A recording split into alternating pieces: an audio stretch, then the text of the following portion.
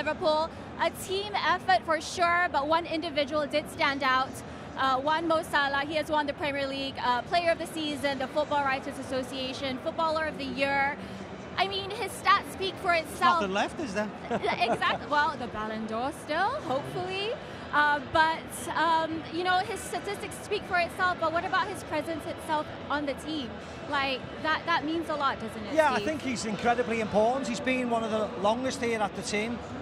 The fact that he conducts himself very professionally, his recovery sessions, you know, he's in the training ground before everybody else, so he's a wonderful example for the younger players to look at him. And the fact that he's playing so well, and he's been doing it for so long at his age, I think is an absolute shining example for everybody. He's had a wonderful season, and let's hope he continues next year. And David, for the Premier League Young Player of the Year, Gravenberch, you know, how do you think he has developed in that number 6 role under Slot? Oh, he's really developed. I think he was already like a special player, you know. He'd been unfortunate, you know, we managed to pick him up quite cheap, but he's a fantastic player. Dropping him into the number 6 role has been a really spectacular decision from Arne Slot.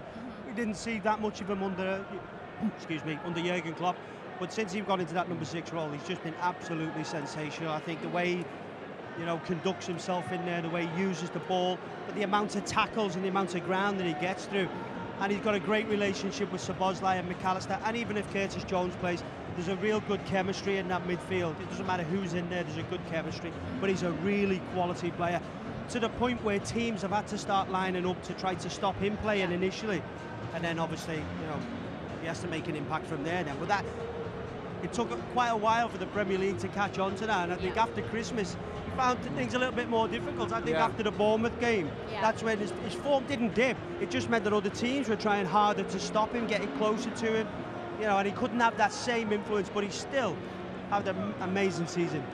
And I think Liverpool are wasting no time looking ahead to the next season already. They are looking at defending the title, of course, and there's already been news of potential signings. Jeremy Frimpong, one of them, who apparently has already gone through his medical. How do you think, you know, he's explosive, of course, going forward, but how do you think defensively he will adapt to the Premier League, Steve? Well, I mean, he's been here before at Manchester City, albeit not in the Premier League. He's played in a different formation, didn't he, for Xabi Alonso at Bayer Leverkusen. He played as a wing-back, but still, he'll be able to play as a right-back, he'll be able to play as a right midfielder, and they brought him in the fact that he can play many positions. Liverpool, I think, will be quite active in the Premier League, in the transfer market this summer. And when you can do that from a position of strength like they are, I think it's incredibly exciting for the fans to bring in they'll bring in a left-back as well. And there's talk about Florian Wirtz. If they bring him in, I think it'll set everywhere alight because he is a superstar in the making. But it's very exciting times for anybody who's associated with Liverpool Football Club. Like obviously you've just hit the nail on the head there with Florian Wirtz, and normally the club's associated and there's that much smoke around and there's normally real substance in it. Where do you see him fitting in then? Well, normally, Tomo, he plays as a number 10, doesn't he? So someone will have to leave on the top line. I think that goes without saying, or maybe 2, because he's going to cost a lot of money. There'll be fringe players leaving. I think we appreciate that. Some of the academy boys will go. Some of the lads on loan will go. Maybe Quivine, if he wants to leave, will be allowed to go so he can go and play first-team football. But he'll normally play in the 10 position. And if he plays up front with Mo, or he plays with Cody, or he plays with Luis Diaz, someone will have to make way. I wouldn't expect them to have the same forward line in August if Florian Wirtz comes in. Mac is absolutely spot on there. If Liverpool do manage to capture him, he's a really special player. That's a bit of a game changer for Liverpool, that. And that's definitely a statement of intent from the club, isn't it? As well as for Wirtz, right, if they do end up signing him, do you think or foresee the club signing a centre forward as well? Who, Liverpool sign a centre forward? No, they don't need one. I mean, Liverpool don't have a problem scoring goals or creating chances. They've got 2 centre forwards at the moment, or so you would say, in Darwin Núñez and Diogo Jota. But if they bring in Florian Wirtz, as I said, someone will have to make way. 1, maybe 2. So no, I don't think they need a centre forward at all. If they bring somebody in like Florian Wirtz, but it's still a big if. It's going to take a lot to bring them to Anfield. And do you think Wirtz might play sort of the role that Firmino played before between Salah and Mane? Do you think he'll be that false 9, David? I can see him playing in that false 9, yeah, but he's more of a natural in that position. He's more comfortable in there.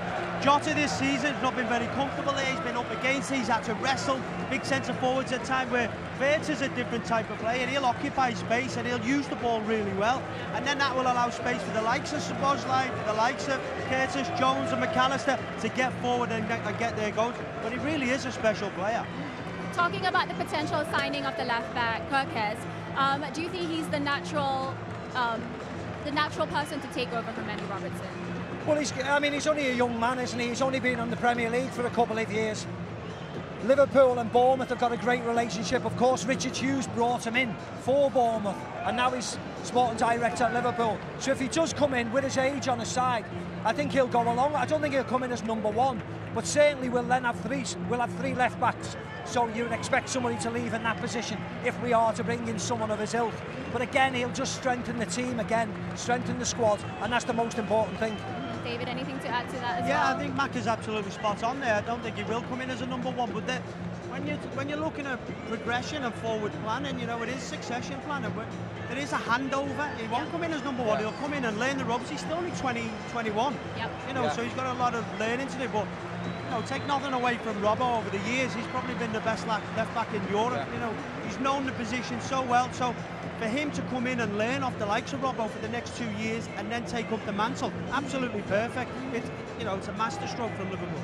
Steve, I asked this earlier to David, but last year when Klopp left, did you expect Liverpool to have the kind of season that they did? I mean, you know, with Liverpool, I guess you always do expect them to be competing at the top level, but did you expect them to actually I probably didn't expect them to win the league as comfortable as they did. I thought they'd be successful, and I expected them to be competing. Yeah. But the fact that they didn't bring in any new signings, I mean, they brought Chiesa in, who's played on the periphery.